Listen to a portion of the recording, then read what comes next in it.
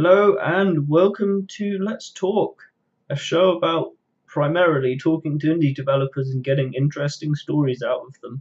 Today on the show, the first on the indie developer interviews is Paul Norris from MadFellowsGames, the developers of Aaero. So without further ado, let's talk.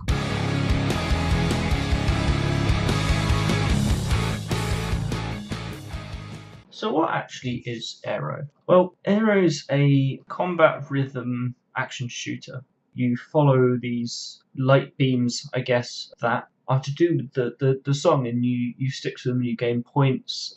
You then go into a res style shooter, which is the action shooter part, where you use the right stick to highlight enemies, and you fire. You can lock onto about 8 enemies at a time, I believe, or a singular enemy multiple times.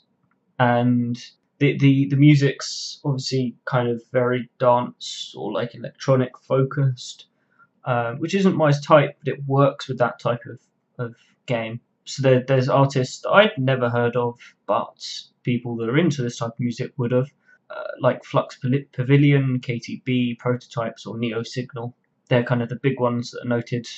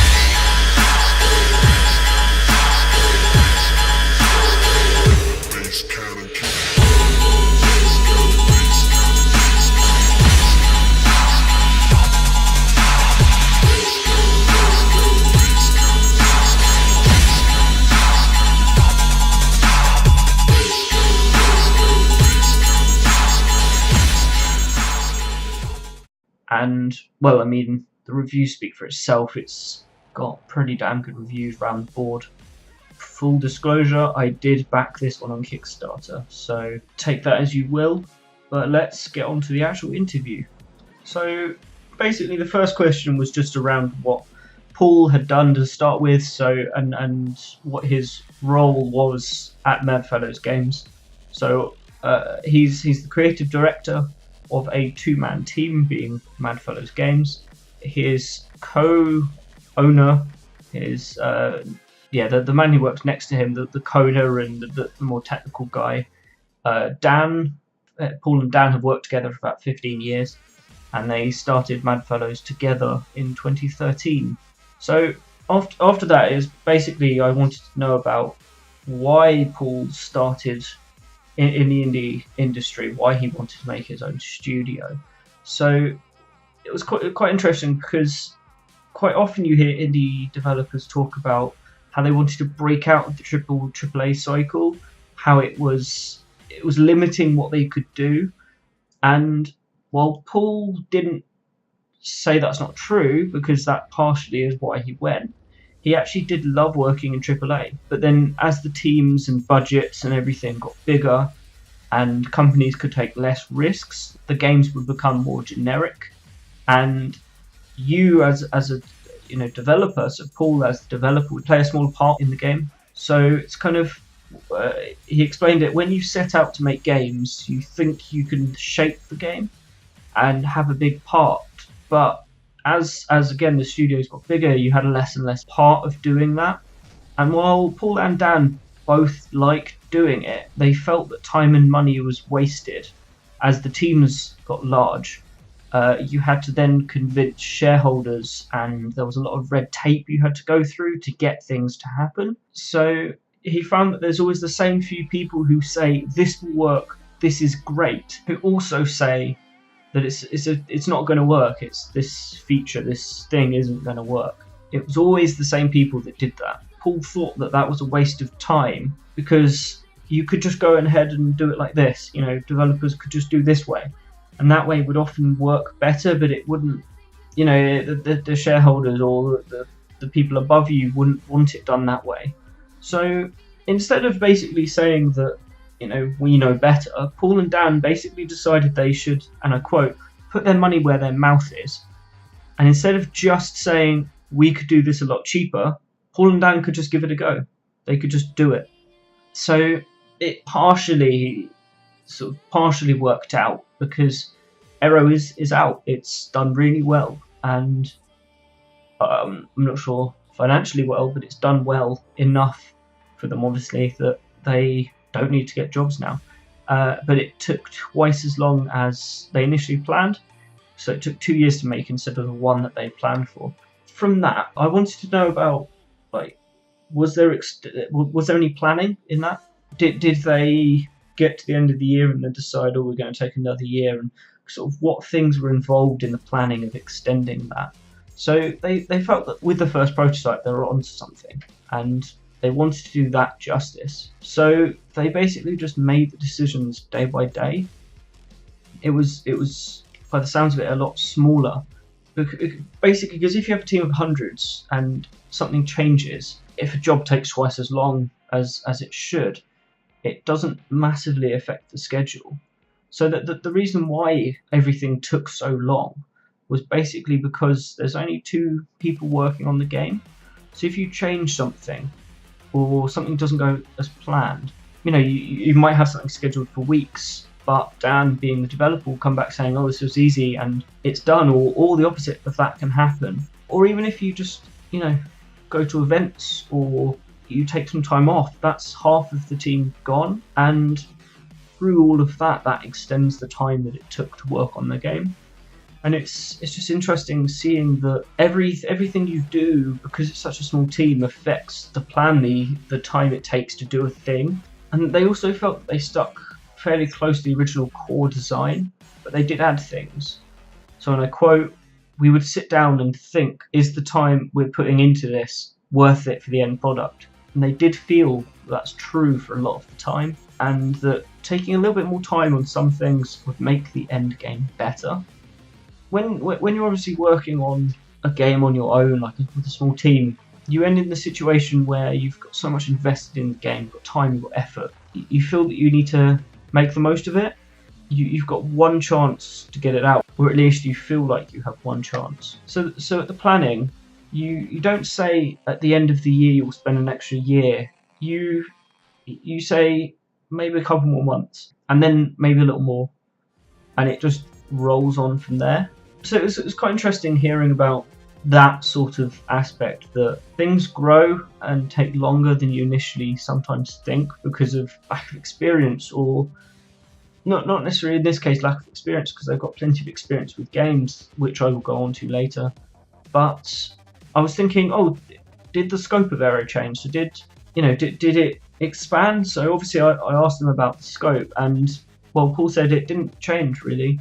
The only thing that changed was they upped the 12 tracks to 15. That doesn't sound like a lot compared to the 80 tracks that a lot of music games have. But then also the original prototype for Aaero didn't have the same shooting. So you obviously, it wouldn't be the res style of shooting. It was very different, which I'll get onto later. But also on top of that, each track's about 2 kilometers long in real space, which is a lot of environmental detail and a lot of assets that you need to put into each one, especially that each track is different. And it was a combination of all of this that, not that they didn't plan for, but just took longer for other reasons that I'll go on to a bit later. So he spoke about the kind of original prototype and how it had different shooting. And I was thinking, so what was the actual thoughts behind Aaero as a game? And like with most things, it wasn't the first. Their first game as MadFellows was a mobile game called Sine Wave, I believe. And Paul felt that it alienated people who didn't want to so rigidly stick to a beat. But obviously, as a designer of a rhythm action game, you still want cool stuff to happen on a beat, but you don't want to necessarily force people to actually keep in time. So what they did, and this is with the light bars that you follow, that they focus on the analog side of music. So the vocals or the bit you would kind of hum along to while listening to a song. If you're humming to it, generally that's kind of what they chose, and that makes it's not so much about the timing of getting it right, it's more about the pitch. And because it's a visual aid of following a line with your left stick moving the ship around, that takes away the need to be on beat. The only on beat stuff is the shooting. You have to be on time to maximize your points, but you still don't actually need to be with the beat to win. You can be very offbeat and still win. It just increases your points if you are actually on beat. So one of the biggest inspirations for Aaero wasn't actually Res or any of those games. It was Gitaru Man, which Paul quotes is an incredible game, and that was just a massive inspiration on the game. Paul and Dan didn't limit themselves to each section of the song. They've just focused on what was most fun. Whatever, as I said, whatever you hum along to, that's the most obvious part and that has the most impact on you as the player, that's what they used. So then, listening to that, I thought, oh, so the combat changed. I hadn't played a sine wave. I've heard of it. I hadn't played it, and so I was thinking, oh, so what was the combat actually like? And originally it was more like Elite Beat agents. So enemies had a face button assigned to them, to be that circle, X, square, Y, triangle, whatever it is on whichever controller. You would have a circle a literal circle on screen above enemies, which would get smaller and smaller until it touched the button icon, and then you would obviously have to click or press the corresponding face button on time. That also meant that there was no aiming, but it did also mean you'd have to be very on beat. So you'd steer around the ribbons and you'd touch face buttons in time, and that's what the combat was originally like. And it was fun, and I can imagine it being fun, but again it alienated people because it was the rigid timing.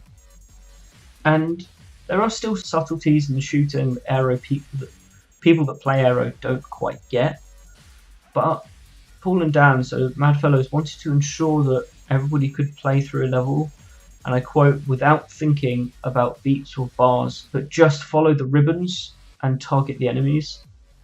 And then you later learn about the timing aspects of the shooting. You learn about shooting on beat means the shots go straighter. They don't take a massive arc.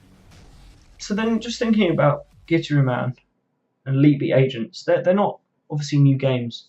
So then I wanted to ask about what they were playing before Aaero. So what led them to create Aaero? Sort of what games did they play basically? And so obviously they played a lot of games. A lot of game developers have played lots of games when they were younger. A lot of journalists have played a lot of games. But Paul's focus was very much online multiplayer stuff, which is quite interesting going to single player games, but that's kind of another topic. So then Paul moved to Codemasters and started working on the racing games, obviously there. And then he moved to Freestyle, who did the Guitar Hero and DJ Hero and all that sort of stuff. So he has worked on music games before, and he does love them. In his words, it's kind of my thing. It's Paul's thing, to do these music rhythm action games, and I mean it shows.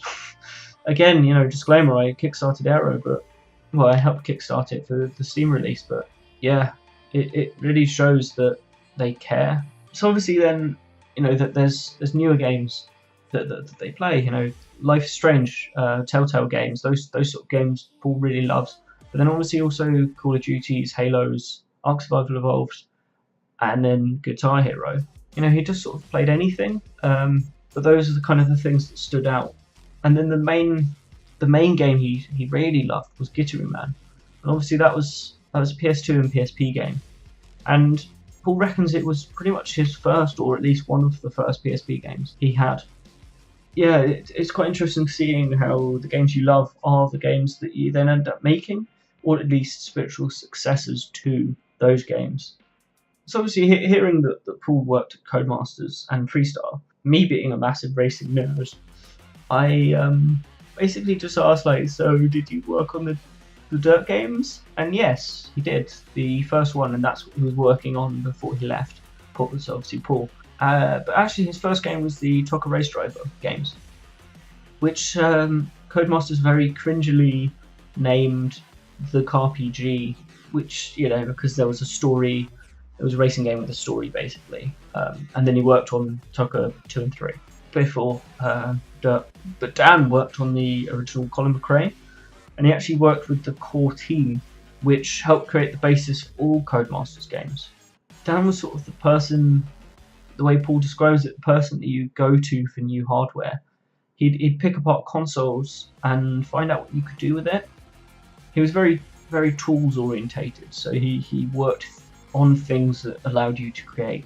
Where Paul was more of the not artistic, because you still be artistic with development, but Paul was the environmental artist for tracks on most of those games, that sort of stuff. But he also worked with FMV stuff and lighting and all that sort of stuff. Cutscenes basically as FMV. He was the car artist on Tucker Race Driver 3, but he also worked on marketing art and video editing. At Freestyle, he was environmental artist. So it's all a broad range of things.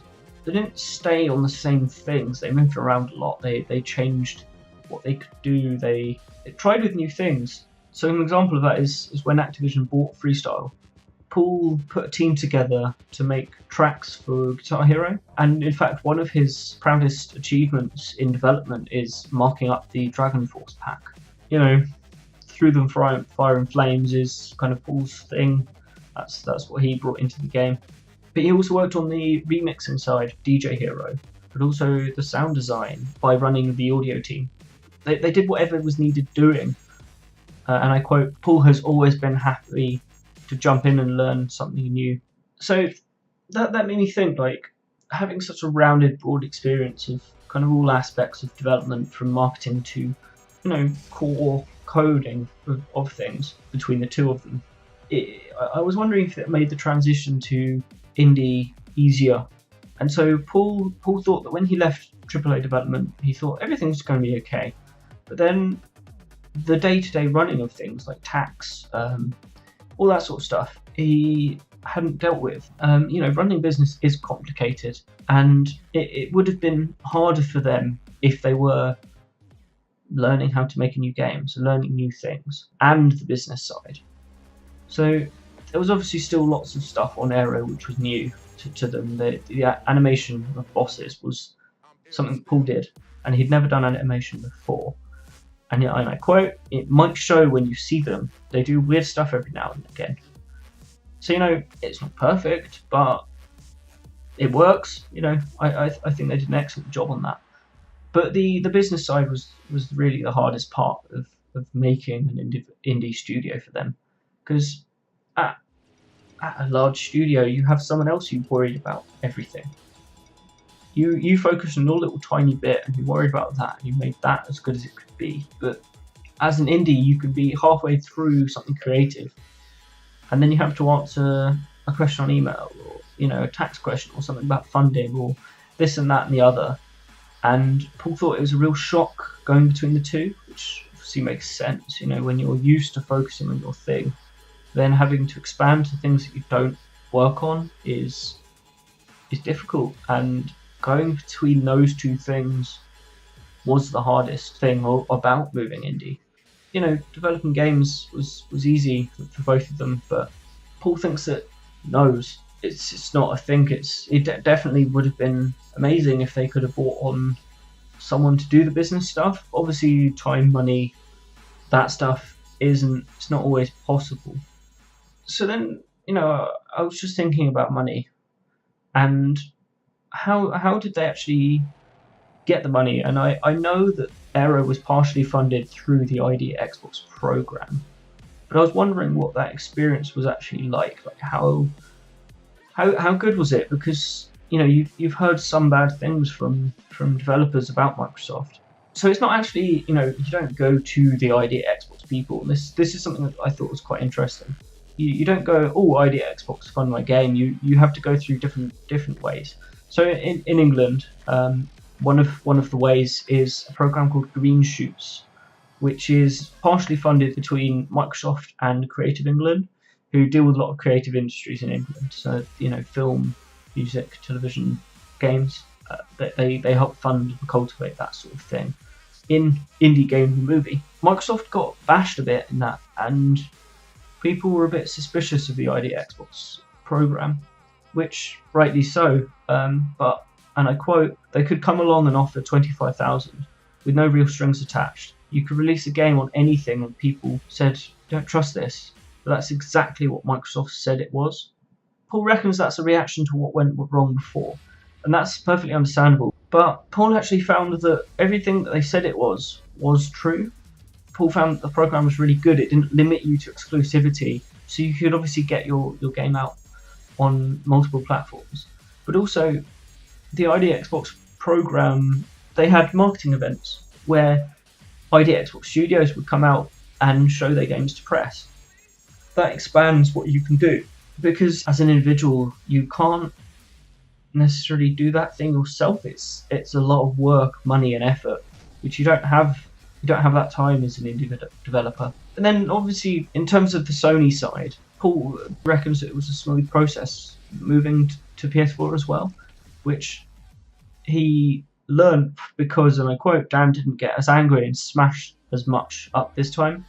Obviously, I'm going to take that with a Dan didn't literally smash things in half, but it shows that the development platforms, the consoles, the PC, have moved on so far that the tools you use are really good at making games now, and it's getting easier and easier to make games. So I was thinking about, other than the funding, the events, and getting onto an actual Xbox, what does ID Xbox actually offer? And there's not much more, to be fair. It's you get on the ID Xbox program stands at events at EGX or Gamescom or whatever. There's stands at ID Xbox, and you're on there, so that makes you very visible. Microsoft is actively promoting you, so that's cool. But you also get a dev kit, which, even though all Xbox consoles can be a dev kit, that means that you don't need to get into the program so quickly. Dev kits are so easy to get nowadays that there isn't that limited shortage. But you also get an account manager, which Paul reckons is changing. It's becoming more centralized, so you go to one email address. But I quote, "That's about it. That's all you need." That is all you literally need. You just need something to get your game off the ground, basically. To get your game released, you need a platform. You don't even need a dev kit, which got me thinking that the Xbox One has a dev kit mode, and is that actually any different from the dev kits? And it was originally, but there is a registration process. So when you get an ID Xbox dev kit, you need to register to get a fully functioning kit. Otherwise, you only get access to things like the app side of development. But Paul wasn't sure on that part, so he didn't want to actually be quoted on that. So take that with a grain of salt. But that's roughly what it was. You don't get full access to everything.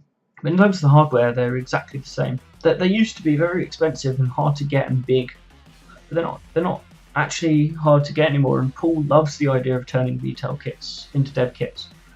So then I was thinking about development on two platforms, the two console platforms, two that the game's made on, and so obviously Dan does that side, not Paul, because he's not the developer, but he's the hardware guy. He's the coder, so to speak. And as Paul understands it, they develop the game universally as they can. If something like a shader doesn't work on one platform, they replace it to something that does, if possible, obviously. So they make the two games to be as identical as they can be. Because as soon as you branch off, you do something different on one platform to another, you need to then fix two versions of a game. And tools like Unity, which they use to make Aaero, will detect what platform and select the right buttons and controller layouts and all that sort of stuff, so you don't need to worry about that anymore. MadFellows try and make games that have, and I quote, "which have sockets on the outside to plug to a company's own systems." So you make it very modular. You have a system here for trophies, achievements, whatever, and you can plug that into their system quite easily, but you make a self-contained game. What they what MadFellows tend to do is develop on PC and then move over to the consoles. And moving between the consoles wasn't actually an issue. Once they moved it from PC, it was fine. You set it up for one and generally it will work on the other. Obviously, that's just when using Unity. That might be a different case when you're using a different engine or when you're making your own engine. So I thought, they're obviously porting from PC to console, so how easy was that translation or that transition? And again, Unity makes it easy. Unless you use plugins from the Unity store, they might not work across everything. And what MadFellows did was they only used plugins from the store to test things out. So if they wanted an effect or whatever else it could be, Dan would build something which does only that effect they wanted from that plugin. So it takes all the extra stuff and the tools and all that stuff that plugin also can do. Because plugins aren't very specific. They often do more than just what you get them for. So Dan would take it apart and not take the plugin apart, but break down to what they wanted and build something bespoke around that. And it just makes it more compatible for consoles and easier to transition over. Because if it's all bespoke, then you can make it work on anything, basically. So then I just thought about Paul and Dan's relationship. They moved companies at similar times, and so I was wondering if the move to indie was a natural progression. And so initially Dan worked on the Guitar Hero Live prototype. There was about 6 in his team, and they got so much done so quickly. And then when they moved to a whole team, when a whole team was created around that, everything just slowed down. Paul was working primarily again with small teams and making small games, and it was made clear to him that when you work with these smaller teams, many things can come together quickly. You can be a bit more creative and try things out without needing the approval. Paul and Dan were in the kind of same space, so what they actually ended up doing was, because they didn't have any savings, they lived really tight, so not spending much money for a few months, and they built up some savings to live for 6 months. And they decided that after 3 months, if nothing worked out, they would look for jobs elsewhere. But their first game, Wave, did get funded, so they could carry on making games. So they took the logical approach to funding, which lots of people have great ideas. Paul says that lots of people have great ideas, but no game. So what the two did was they made a small slice of the game and got that whole thing finished. So that little part of the game was completely finished and exactly what they do for the rest. So all they needed to do was to ask for more money to get, what they've proved they can do finished. And that makes the leap of faith on the investor side easier because there's less unknowns. It's quite interesting that they stuck together for a long time and they made similar decisions at similar times about where everything was going. So it seems like their relationship is very, very good, that they understand what each other's wants and needs are, and they work together on their own parts. And it seems like they're a very slick team. Nothing is really argued about for months on end. It's made, their decisions made, and they work hard at it. So, I was thinking about that kind of vertical slice idea, and obviously there's a problem game for a lot of people, Aliens, Colonial Marines, and the reason why its vertical slice wasn't the same as the finished product. And I was wondering, was it just lack of time? And Paul says, yeah, it usually is what happens. Obviously, he didn't work on the game, so he doesn't know. But then I quote, the problem is when you've got a publisher and producers, their job is little to do with the game itself and everything to do with getting the game done on time and to budget. When you have a large studio, any extra month is a lot of money. So when you get closer to the release, things get hacked away. You'll start off the day with 50 bespoke animations or models, and then the publisher, the producer will say, you only have half of these now. You can only use half of these. And that's often why you'll find the quality drops off at the end of games. Just lack of time. Just lack of time and money. But the worst thing is, and that Paul said, which I hadn't thought about, is that when things go badly, it's the developers, the artists, the designers, the people who've put their heart into the game. And when money decisions come along and chunk needs to be cut, those guys know that it's going to be detrimental to the game. But they need to act like they're happy with it, and then listen to everyone telling them that there's the issues they know about.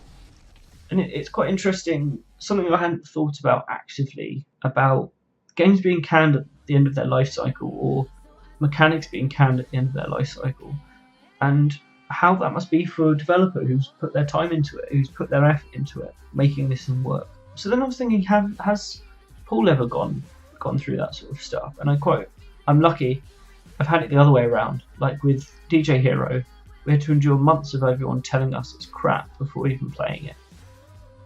So obviously at the time, Activision were hammering the hero thing. You know, you had Guitar Hero and Band Hero and all this sort of stuff. Paul really likes DJ Hero, sorry. He's really proud of it, especially with the second one.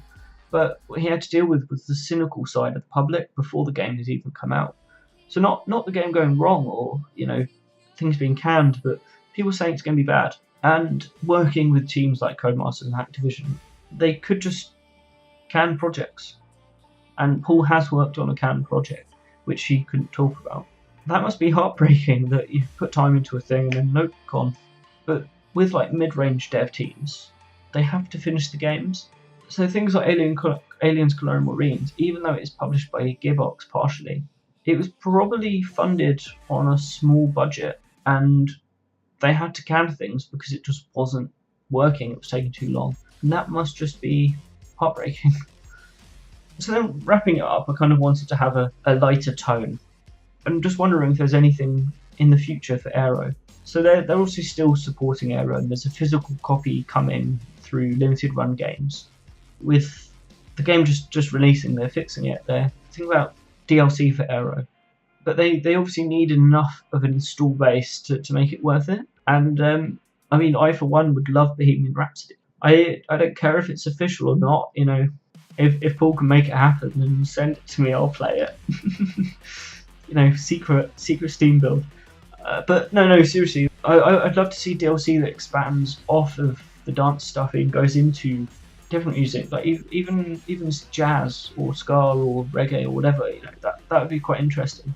Obviously, rock. You know, Bohemian Rhapsody. It'd just be interesting seeing more music in there. I think it could work. So then to close it out, I was wondering if Paul had anything inspiring to say to aspiring developers, and I would read the entire quote. I really hope aspiring devs get involved and give it a try. There's always naysayers going around saying there's going to be no indie developers anymore, or there's going to be no this or that. A lot of people say how hard it is, and it is, but I hope people can continue to be passionate about it and get new ideas in there. It's encouraging to see new developers and people making their first game. It's amazing. I reckon you should just go for it. Don't listen to anyone who says you can't do it, because you can. Even though it is hard, you can do it. That can go for anything. And I think everybody should think that, yes, you can do it. If you go for it and work for it, you can do it. So obviously, that's it. But I don't want it just to close, because I want to say thank you to Paul for, you know, obviously taking the time for the interview. And I just want to put a question to anyone listening or to anyone watching. Have you ever been told that you can't do something, but you've done it anyway? Because if you have, I want you to leave that experience, that comment, what you thought about it, in the comments below. So thanks for listening, thanks for watching, and I'll see you next time. Might be a while, but thank you. And again, thanks Paul, and I'll speak to you guys and maybe speak to Paul soon. Have a good one.